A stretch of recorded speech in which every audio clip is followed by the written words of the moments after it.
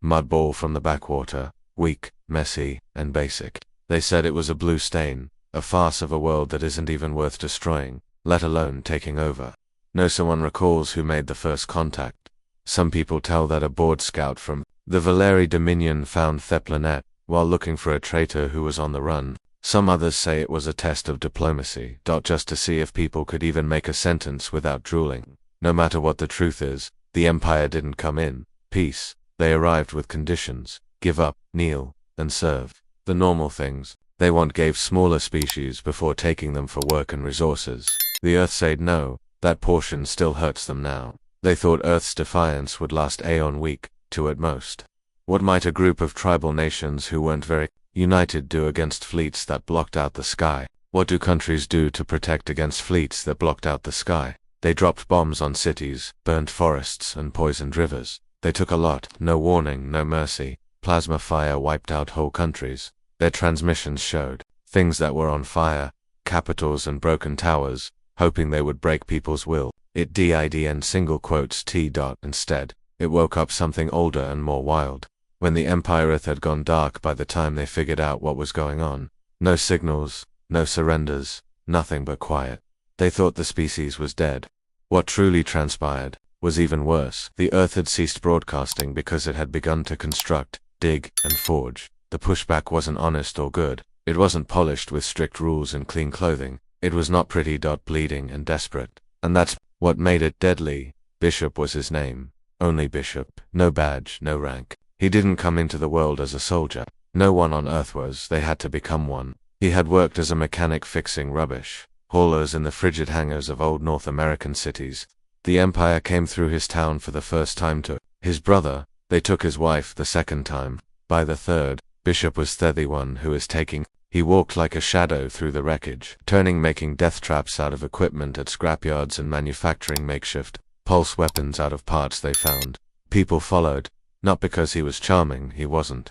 Not because in front of people, he hardly said anything. They followed him because he lived. And he made sure his people did too. The Empire thought they had taken over a planet. What they really did was put an animal in a cage and poke it too many times. People didn't play fair. They did not care about the norms of engagement. They deployed guerrilla tactics, chemical sabotage, and psychological warfare. They used toys to hack into Empire drones. They put poison in food, supplies, stole dropships, and transformed prisoners into bombs. And every time the Empire struck back, they made the same error. They sought to scare people into giving up, but humanity have long since wasted dread. 1 year after the invasion, the Earth was still there.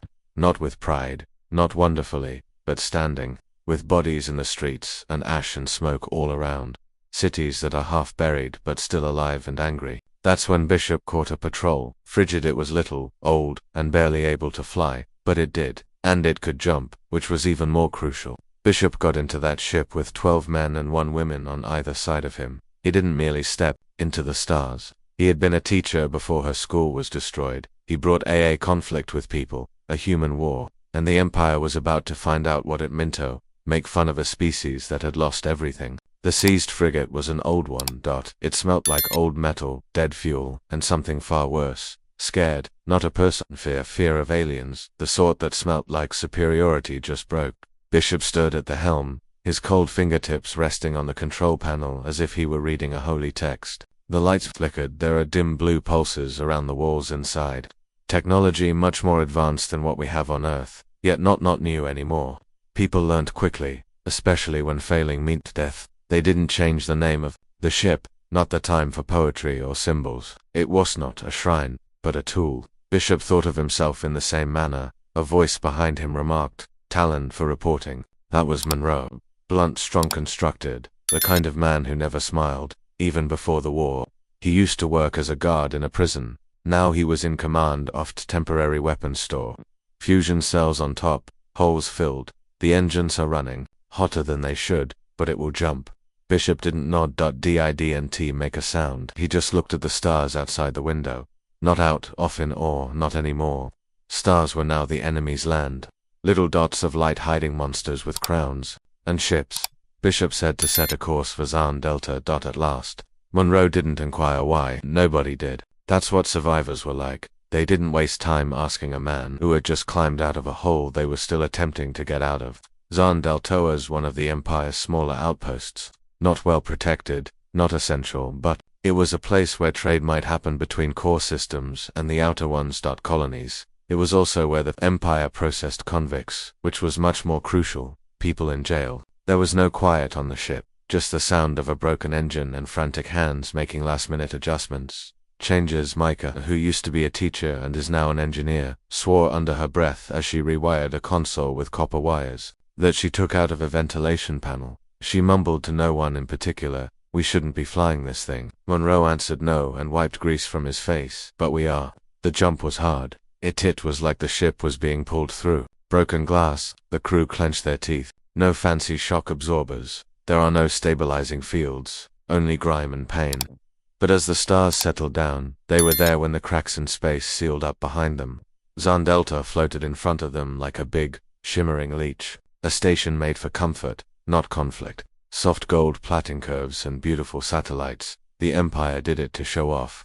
Like aesthetics might take the place of steel. Bishop stood still and watched the ring spin of the station. He didn't move. "What's the plan?" Mika asked. Bishop didn't move, just as always, which is to break everything. They got here quickly. No messages, only warnings. The Empire didn't imagine anyone would be dumb enough to attack a small base. They didn't do it to have sirens for missions that end in death. So when the frigate's stolen clearance code didn't work and the station eventually figured it out, there was a problem, but it was too late. The opening shot came from Monroe. Plasma burst, right into the relay of the comm. Then there was silence, and then bewilderment, then fear. There was a lot of noise inside the station. People who were in prison were treated like animals, put in little cages, given medicines to make them obey, and had their names taken away. Some people had lost track of who they were. Some people had forgotten that they were human. When the first blast shook the station, they believed it was another cleaning. Then the walls broke open, and they saw faces, people's faces, armed, armored, unshaven, and unbroken. Bishop led the way through the prison wing. He didn't yell, he didn't get up, he kept going, with his pulse rifle pressed tightly against his shoulder and shooting in steady, rehearsed bursts. Empire guards were prepared to fight back and start disturbances. Not this, not people shooting first. Bishop out to guards before the others even had a chance to turn around. Monroe slammed through the blast door with an improvisatge of breaking in. Micah came next, pulling 3 prisoners out of a cell block that was on fire. Some move, some of them were blind, some of them were already dead inside, but only a few of them got up and grabbed guns when the smoke cleared, and that was all it took. The fight lasted for 14 minutes. 14 minutes of teeth and blood and warmth. When it was over, Zan Delta burned like a sun going down. Bishop didn't stay to brag. They weren't there to get back at someone, not yet. They put the prisoners, those who could still stand and think, aboard the frigate and disappeared before the Empire's reinforcements showed up. The rescued people huddled together in the void. Silence. Where are we going?" one of them inquired in a low voice. Bishop didn't answer, not because he didn't know, but because the question didn't matter anymore. They weren't not going anywhere. They were turning into something. Days went by, maybe even weeks. It's hard to tell in space. The frigate smelt bad now. There are too many bodies and not enough food. They lost another chunk of the ship every time they jumped to a new coordinate. The air recycler wheezed like a dying old man. Everyone thought Monroe was lying when he said it was only temporary. Didn't have a home. The Earth was still under attack. They didn't have any power. No help. What they had was a name, which many in the Empire were afraid to say out loud. The Scourge is a rogue group that is human, unknown, and dangerous. Empire patrols started to get tighter. The stations went into lockdown. They called back the diplomats. Fear was good, but not enough. They needed more. So, Bishop gave the order that made everything different. "We're taking a dreadnought," he remarked. The crew looked at him as if he were crazy. Most likely he did. Dreadnoughts were the Empire's crown jewels, warships the size of cities, carriers, and castles. No one had even seen one up close and lived. Micah banged her fist against the panel. "We're not ready. We barely made it through the last jump alive." Bishop glanced at her calmly and coldly. "Then we die trying." Monroe, to no Wunsch didn't protest, which was a surprise. He just started loading weapons. They didn't inform their rescued inmates. There was no purpose. They were barely holding on to hope as it was. Most OFAD stopped talking. Their eyes were empty like mirrors that only showed grief. But when the elderly frigate snuck up on the dreadnoughts from the side where they couldn't see it, they noticed something move among the asteroid debris. The ship was huge and obstructed out half the stars. It was made of black steel and had a blood-red emblem.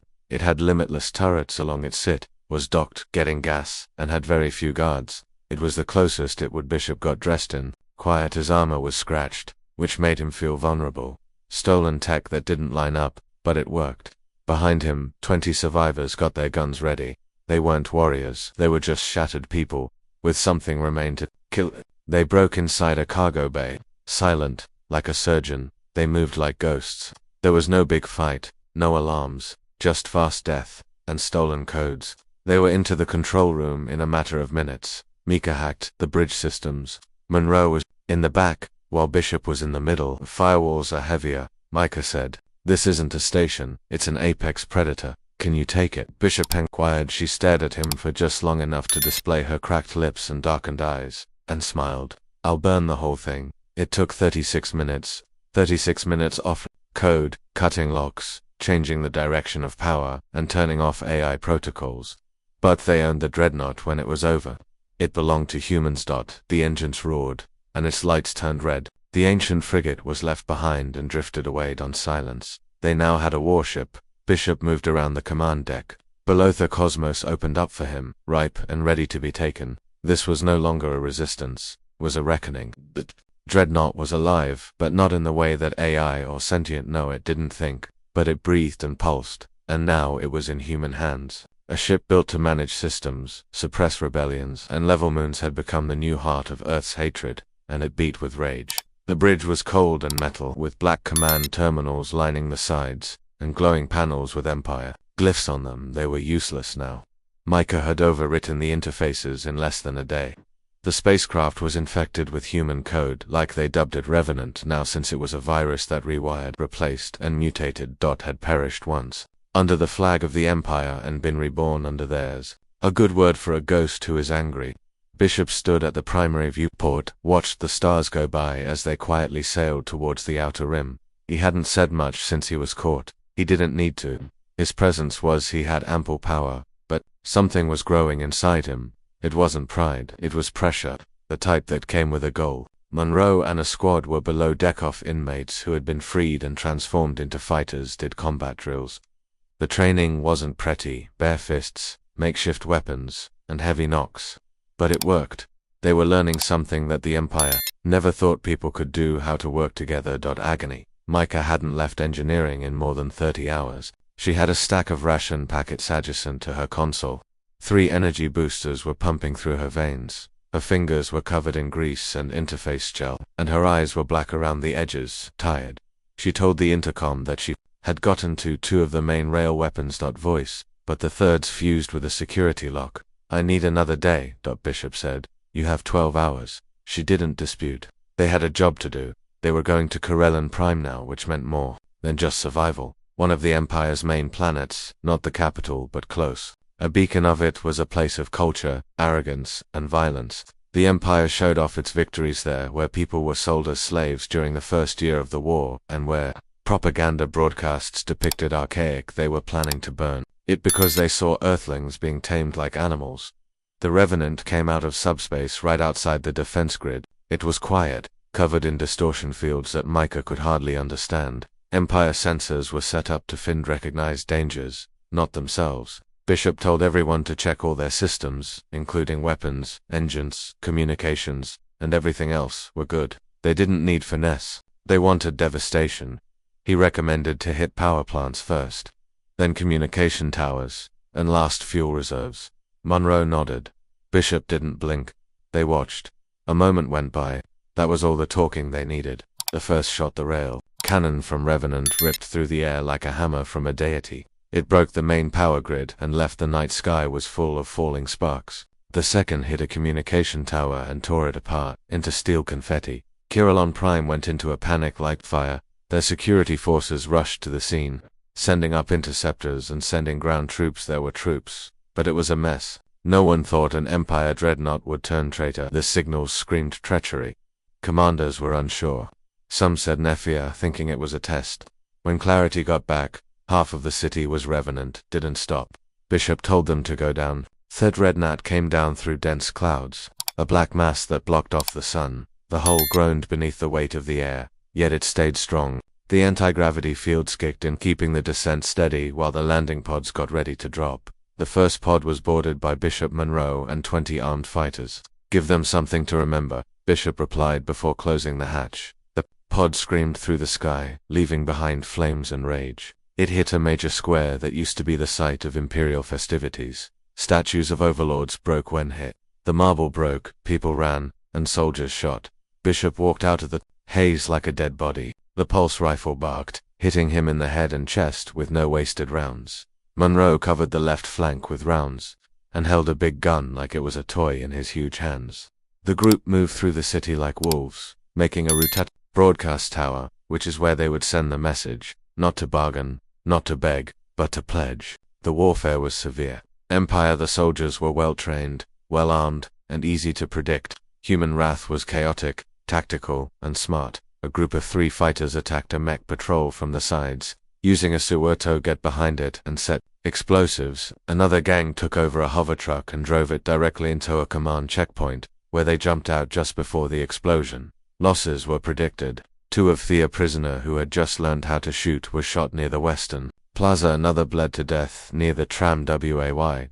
After getting shot in the stomach with plasma. No medics, no prayers, just revenge. After 2 hours of close-quarters fighting, they made it to the broadcast station.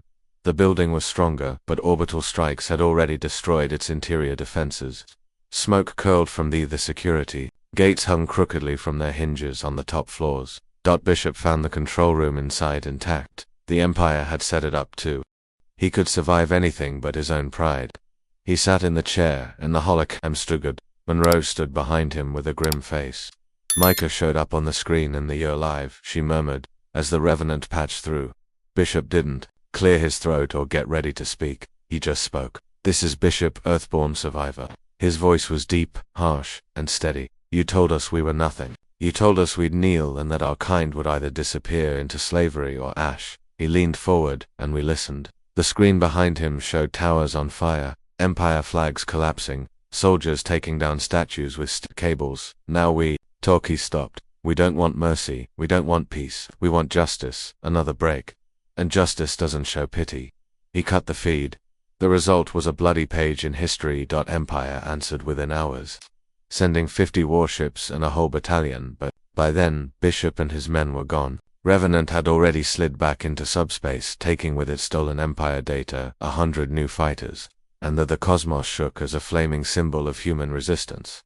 Leaders conducted emergency meetings on planets that had made fun of Earth, on worlds where humans were slaves. Whispers transformed into opposition, and in the Empire's inner council, panic spread like a disease. Who were these people? How had they taken a dreadnought? Why didn't they break? The answer was simple. They had nothing, and when a species loses everything, it turns into something else. Scary. On board Revenant, the mood was calm, not serious, and concentrated. The ship buzzed with the spirit of stolen pride. Bishop carefully proceeded down the main hallway, nodding to the company who passed by. Fighters, survivors, and monsters in their own right. Monroe was standing near the hangar now, looking at the weaponry he had found in Kellen's ruins. "They're scared," he said. "Good," Bishop answered. "They'll hit back hard." "I know." Monroe stopped. "Are we ready?" Bishop peered at him with eyes that seemed like carved stone. "We weren't ready when they came to Earth. We bled and burned." He walked past him. "It's their turn now." They struck back. The attack on Kurillan Prime hadn't just been hurt. It had been a humiliation, an entire world defiled by a species they thought was less than them, and with a stolen dreadnought no less. That part made them the angriest. A ship that used to be a symbol of power turned into a ghost. Ship delivering Earth's defiance. Now they sent a fleet of 12 vessels, 3 cruisers, a siege frigate, and at least 30,000 Empire infantry on their hands, trained to get rid of what they considered pollution. Bishop read the intelligence reports from the bridge of the Revenant. The Empire's data wasn't encrypted well anymore. Against Micah, she was getting through their firewalls faster than they could fix them. "They're mad," she replied plainly, watching rows of intercepted communications flash across her broken screen. "Command wants you alive or your head." Bishop didn't smile. "They're not getting either." The Revenant couldn't run forever because it ran out of gas. The systems required fixing, but Bishop wasn't going to run. He was going to make the Empire hurt. Deep space system. Arx 9 was empty of people, sentient life, but it had a lot of mining stations, most of which were automated. More, it contained 3 refueling stations that were very crucial to the Empire's supply chain. A strike there wouldn't win the Revenants set course for that place, which would be a lot of trouble for them. On paper, it wasn't the kind of conflict that humans were adept at. They didn't have numbers, backing, or they had allies, but they also possessed drive and lunacy, which made them anything the Empire still didn't know how to deal with it. The Arax 9 ambush started in silence. There were no announcements or hoopla before the combat. Just the unexpected screeching descent off drop pods from low orbit. They hit the biggest refinery station so hard that the center of the station sensors thought the hit was an asteroid collision. Bishop led the charge again, this time with a helmet on. He had his pulse rifle ready and attached a grenade launcher to his back. He proceeded through the station's exterior corridor, like a predator in a corral of sheep. Empire workers ran for cover. Security bots got involved too late, though the first room collapsed in 12 seconds. Monroe came in with 4 more fighters down the maintenance shaft. Ex-prisoners who had worked hard and suffered to get where they were. They weren't polished or regimented, but they were deadly and never stopped moving. The refinery's internal guards, they fell back towards the reactor core, thinking it was safe. Bishop disagreed and dispatched 2 of the new fighters via the vent systems with explosives. One didn't make it, shot through the ribcage by a plasma drone, if Bishop remembered correctly. The other one, whose name was Harden, got through and connected the fusion pipes. The reactor core was full of smoke, fire, and the remains of 30 seconds later. Bishop came out of the fog and gave every Empire soldier who thought steel was secure the order to gather up every piece of useful fuel. They put the stolen energy cores into a freight carrier that had been changed for the mission and sent back to their Revenant. Just in time to watch the sky curve in a strange way, Micah yelled over the radio. "Jump trace, they're here." The Empire fleet had the Empire didn't scrimp on ships, and the area near Arax 9 was full of them. Force projection. They were done underestimating people. Bishop watched from the command deck. Cruisers spread out over the system like predators, boxing in prey. "They'll pin us from all sides," Monroe stated. "Arms crossed. Standard net maneuver. Force a jump. Follow the trace. Then drop a null field." Micah said something in a strained voice. "And we can't jump without fixing the nav stabilizer first." Monroe then inquired, "What are we going to do?" Bishop looked at the map for a time. Then he pointed. "There on the other side of the system. Ice-covered. No settlements or heat indications." "Hide?" Monroe asked, sounding a little skeptical. "Trap." They put out the bait with a lot of thought and created a false trail. Intentional. Broadcast pulses that exhibit leap instability, as if the Revenant had tried to get away but failed. The Empire took it. 3 warships broke away from the main force and followed the instructions to the cold moon and the burning weaponry. They didn't know what was going to happen next. Under the ice. The Empire left behind old mining infrastructure. It happened more than 10 years ago, yet it's not dead. Bishop had looked at the station maps in Thahors before the attack. He knew how things were set up. He knew how to do something else that was more vital, but make it into a weapon. They landed quietly, set up charges, then wired the main shaft with kill zones and backup locations with explosives, and then they waited. The initial drop squads came down with a lot of attitude and high-quality armor, Empire Elite, autolock targeting systems, and atmospheric walkers. Bishop didn't say anything.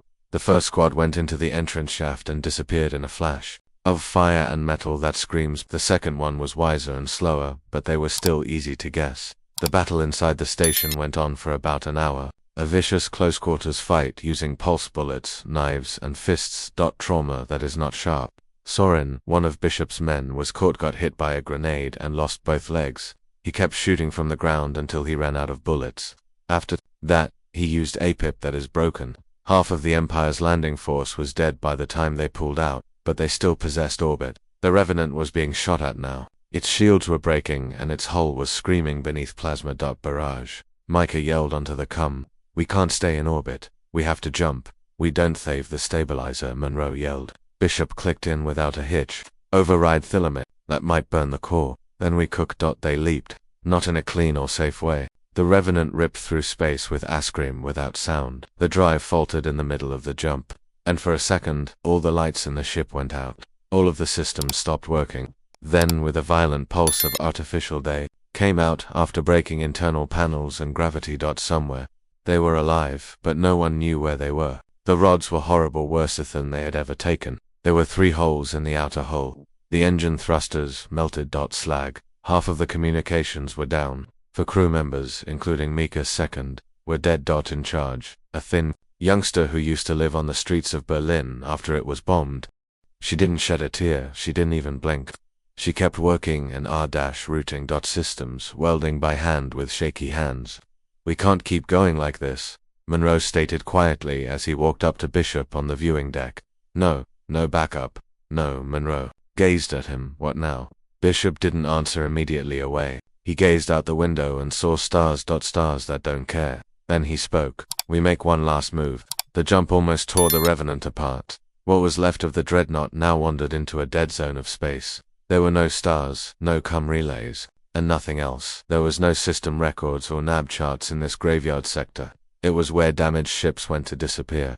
If fate had its way, that's where the Revenant would stay. But fate had never met Bishop. They started fixing it, right away, not because they thought they could, but because if they stopped moving, they would start to think. And if they started to think, they would see how close they were. Tough end. Micah was sitting waist-deep in an open panel, with burns, bruises, and the dried blood of a split lip all over her. She hadn't slept in 2 days. She had blood on her, split lip, and hadn't slept in 2 days. We lost the forward thrusters for good, she said. I might be able to give you a little burst, but not much. A lot more than a lurch. Weapon systems, maybe 50%. If we fire one more round, we will melt half of the coils from the main rail. Bishop stood next to her, looking around the stories. He didn't question how awful it was, because he already knew. The Revenant was dying. We have one last strike, he added, as if it was enough. Monroe, he didn't even blink. He was next to them, sitting on a crate with his arms crossed. His shirt was ripped and his shoulder was taped up. We can't survive another run, Bishop. We don't have to survive it. So I finally glanced at him. A break long enough for the quiet to sink in. We simply have to make it count. The goal was the core citadel, which was the heart of the Empire and floated overhead. The royal world, which used to be a place where they showed off their might and authority by circling a planet. The citadel was more than a station. It was a sign of power, fear, and command. Wouldn't win the war, but it would show that the Empire wasn't as strong as it thought it was. That was all that people needed. Hope didn't bloom in victories. It grew in fissures, and Bishop was about to drive a terrible crater in the middle of the Empire. They fixed the path by hand. No nave, no help. Micah was strapped in with a cord going from her spine to her interface with the ship's main systems, guiding the dying beast through well. It took days of quiet hallways, lights that flickered, and individuals were talking in whispers. There were only 48 individuals now, and 2 of them were hurt. There were combatants who couldn't walk and an engineer whose lung had been perforated. But everyone volunteered. No one begged to go back. No one sobbed to live. This wasn't about getting out. It was about making sure the Empire never forget Earth. They reached to the edge of the Citadel's defense net. Bishop stood on the bridge, looking through a broken window at the huge building. It smelt like a cold around a fiery core. It was big, arrogant, and pulsing with the Empire's trademark blue energy. Its lights blinked thousands of times. Shuttles buzzed in and out of the bays, while warships patrolled in tight formations. It was alive and had no idea what was coming. It was alive and had no idea what was coming. Mika's voice: if we're going to do this, we need to move now. If we wait, we'll get scanned. They'll know this isn't one of theirs. Bishop nodded. Then we go. They only had one card left, the Revenant's identity codes. Even though it was shattered and burning, the dreadnought still screamed Imperial DNA to the Citadel's outer layers. They used it to get past the defenses. No one asked questions or sounded warnings. It was the last gift. Of stolen pride. Rigged. They got to the lowest level of the Citadel, and then took off all their masks. Bishop issued the order: weapons hot, target the spine reactor, and open fire. Fire. The Revenant's cannons flared up, and the first rail volley hit the Citadel's missiles, which Micah fired last. They hit the bottom, going through armor and setting fire to fuel lines. Their payload, a bunch of fragmentation warheads that are meant to rip apart anything soft within. Alarms went off all over the fortress, and communications came to life, with panicked voices that the Empire couldn't understand it. They weren't ready for instructions and chaos. One of their own ships to go crazy. They never thought the weapon they made would ever point back at them, at their heart. There were 6 of Them in total, the last of their ground squad. Bishop led one of them. Monroe was another.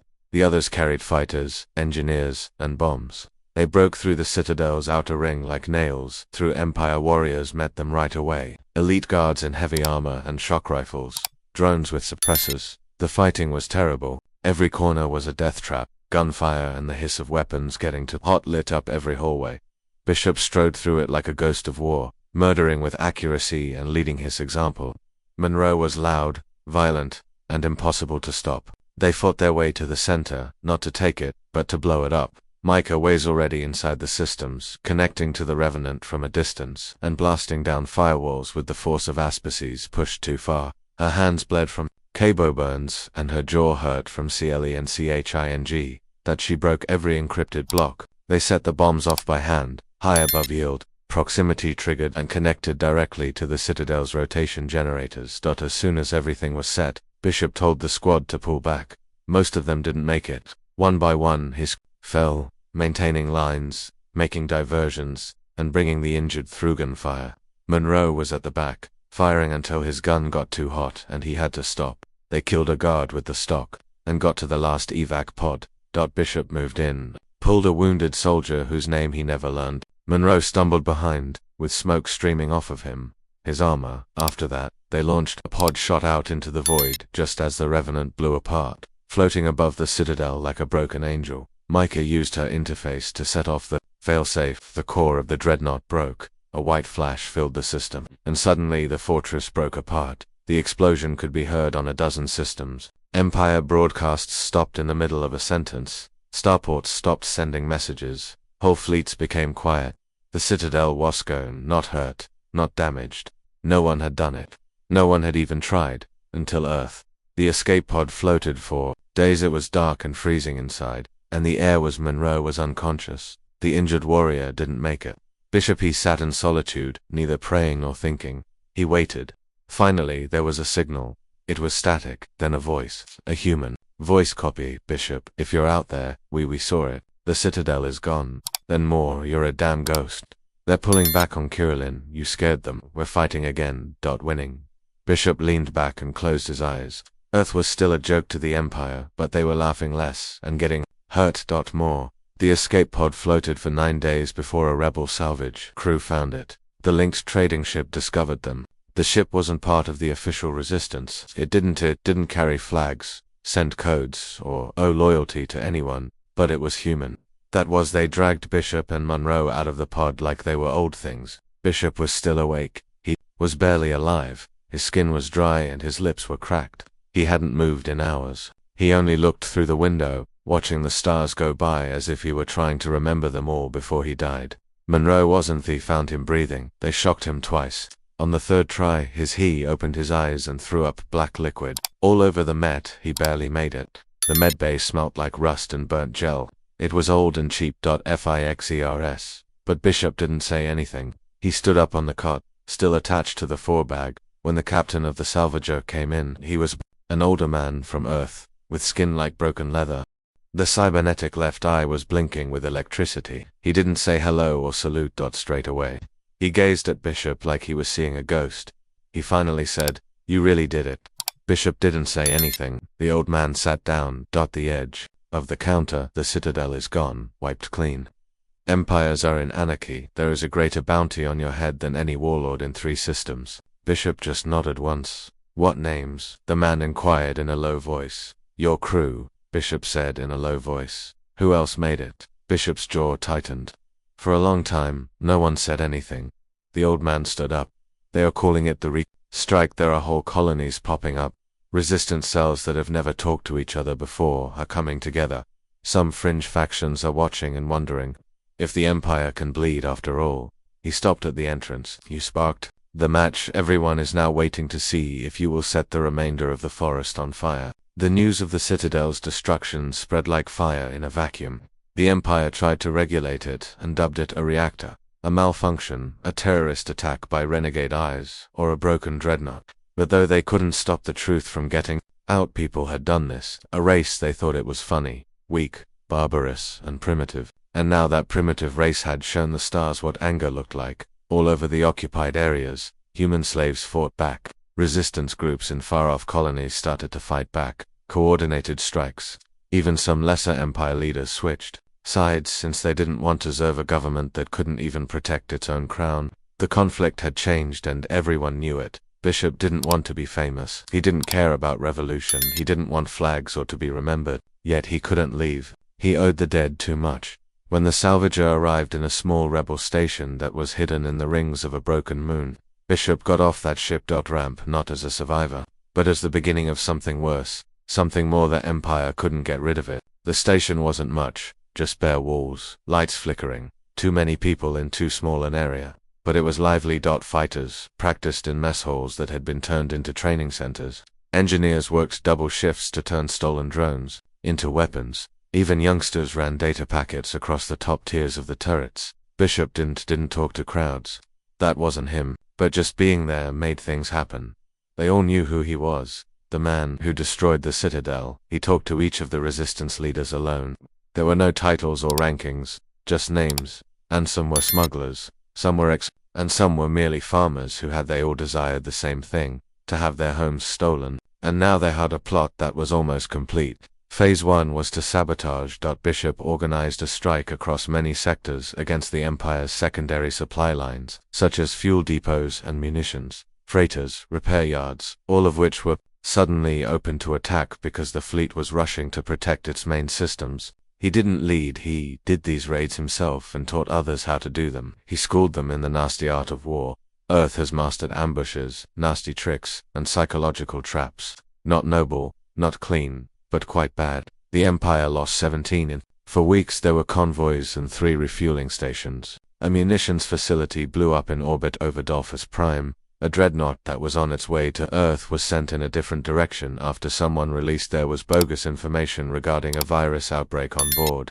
Each hit sent the same message, which was relayed soon before. This is for Earth, and it wasn't signed. But they knew. Monroe's right leg was hurt badly, and it took a long time for him to heal. He had to wear a brace all the time now.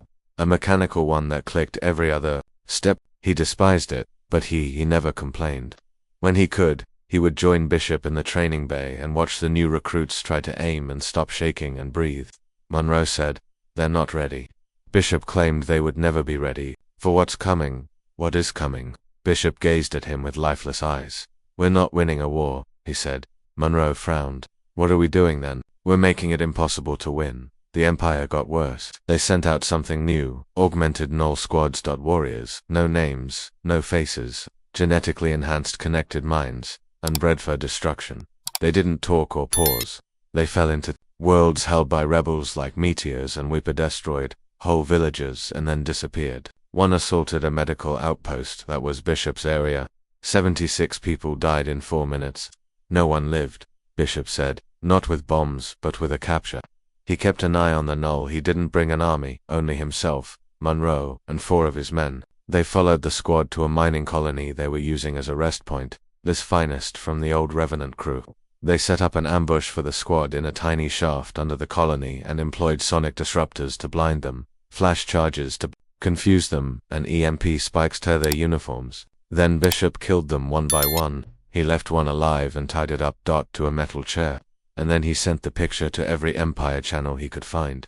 The guy was wounded and gasping. Bishop walked into view behind him. No mask, no helmet, just a living, breathing person. "This is your best," Bishop growled. "You deserve to die." He didn't wait for an answer. He pulled. The screen went dark when the trigger was pulled. The message was obvious. Earth didn't just make it through. It changed, and now it was teaching the galaxy how to hate. They sought to make Bishop into a myth. The Empire was desperate to get back. Claimed he was a fake, an AI-made face, in order to take charge of the story. Made to cause trouble. Some broadcasts called him a traitor. Made by some people thought he had already been killed by bad people in the Empire, that the bombing of the Citadel was a suicide mission. But worlds kept ablazing, under human fire. A Bishop conscient appearing in places that the Empire felt was safe. He wasn't a myth. He was a ghost with Aegon and a goal. If you could even call it that. Rebel Command changed its before. It was about survival. Now it was about escalation. More cells rose. Independent crews planned attacks across sectors. Bishop's power spread like fire through dry brush.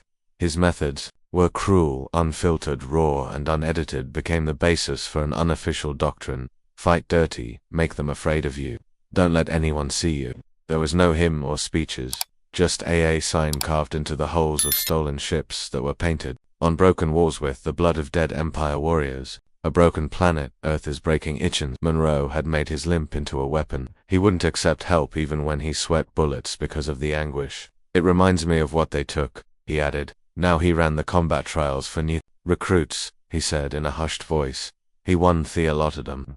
There were no complaints. If you could get through Monroe, you might survive the next drop, Bishop said as he saw it all happen. He wasn't aiming to raise an army. He was trying to spread an illness that the Empire couldn't isolate, contain, or control. And it was working. But then there was the Lethan III massacre, a farming world that was favorable to rebels, far away, and sparsely populated. The Empire came down. They didn't utilize null squads this time. They used orbital cleansing. There were no ground troops. No, there were no announcements. Only quiet and fire. It took 3 minutes to turn the world into glass. Bishop got there a day too late.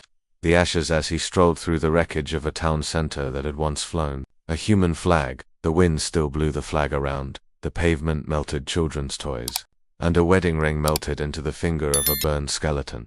Micah, who had just come back from a systems raid, stood next to him. There, no, Bishop responded in a low voice. They're not scared anymore.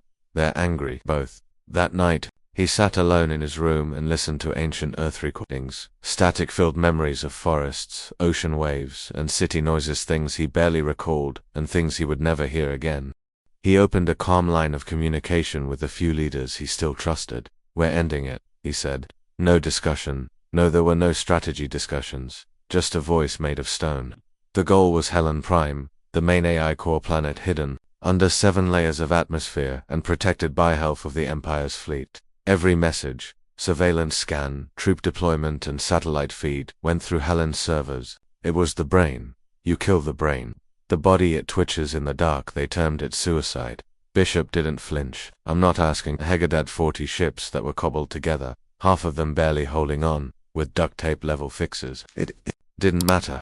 They had nothing left. The fleet moved in 3 jumps, with no formation or synchronized arrival. It was just mayhem, which is how Bishop loved it. They broke through the outer DFENCES in waves, leaving behind tracks of wreckage and dead bodies. Micah led doinets of electronic warfare that fry communications, mess with sensors, and confuse defense satellites until they started to fight each other. Monroe led the boarding crews, smashing through frigates and cruisers, destroying anything that breathed Empire air. Bishop led the drive to the surface. His team was down to just 12 people now. They went down into the hellish upper atmosphere of Helen in a converted drop bomber.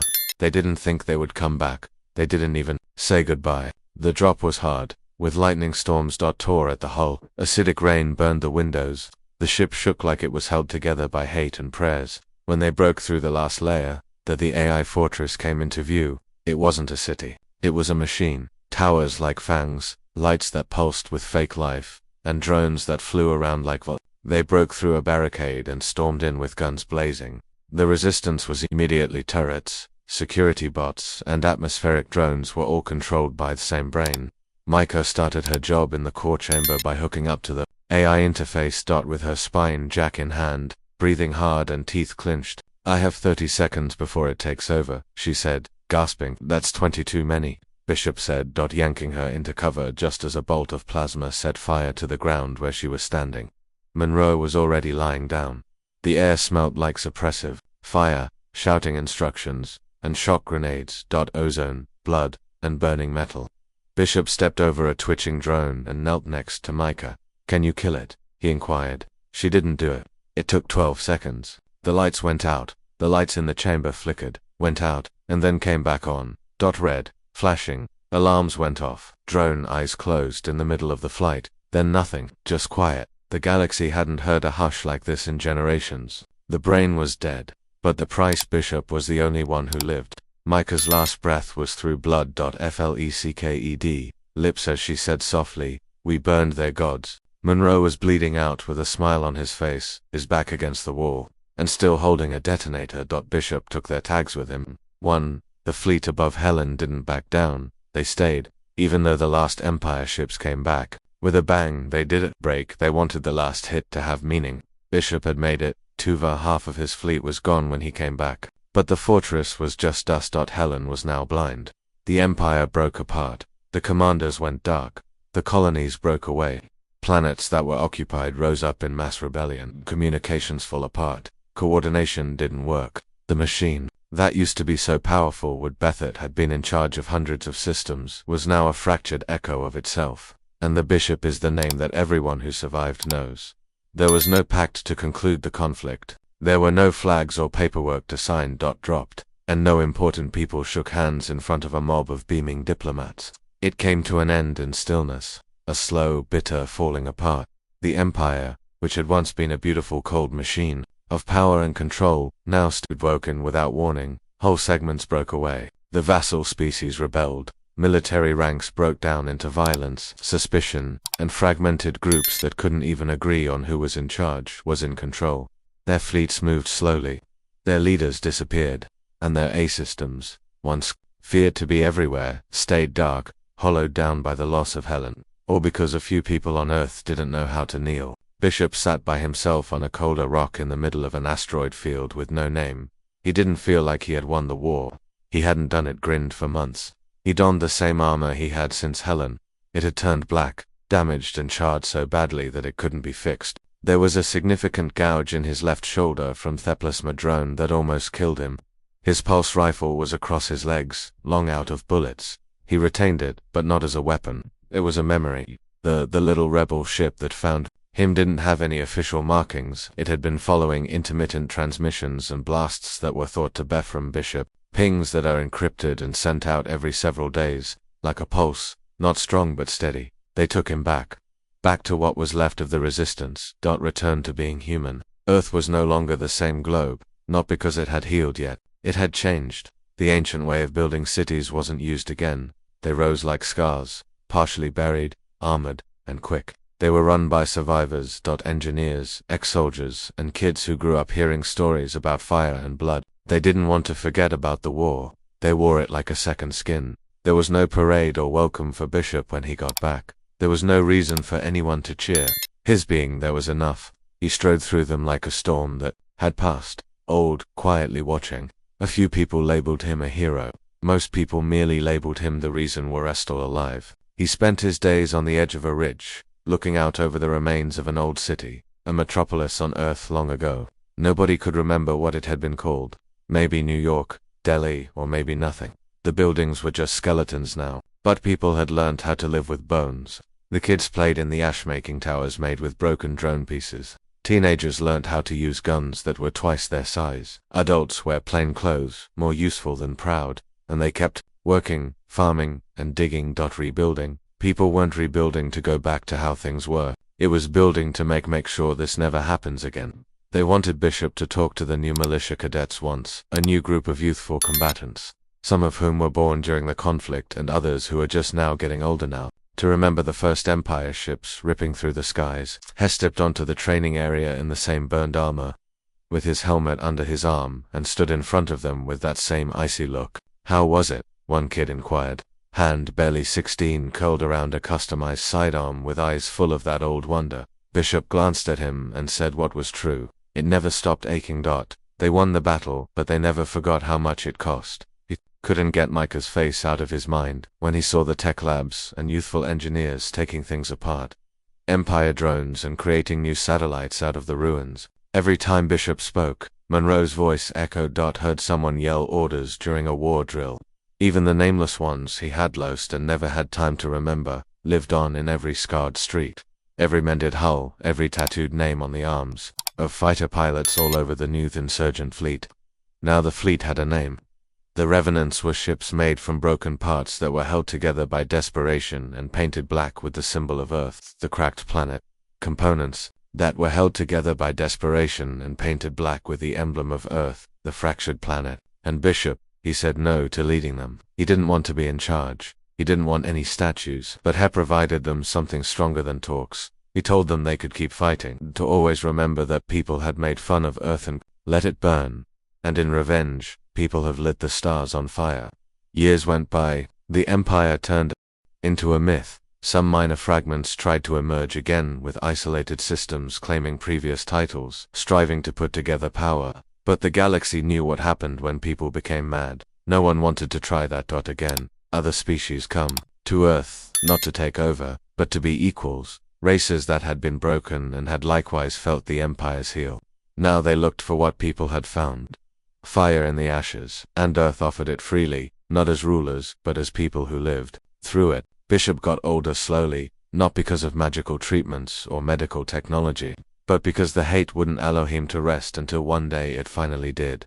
They found him in the same place on the ridge, with a rifle across his knees, eyes closed, breath held. Dust had settled on his armor because of the wind. He passed away the same way he lived, watching, waiting, and not running. They didn't put him in the ground. They put him in orbit, a black coffin with no name on it floating over Earth, exactly like the Revenant had done before it burned the sky red. The only words that were ever written on the coffin's hull were engraved in steel. Needed to be spoken. He hurt them, and thus the galaxy transformed. Not because people were special, not because they were meant to be, but because they were denied tranquilly and trained how to fight back with nothing but willpower. People made fun of them. They were defeated, and when they lost everything, but they made sure the stars remembered their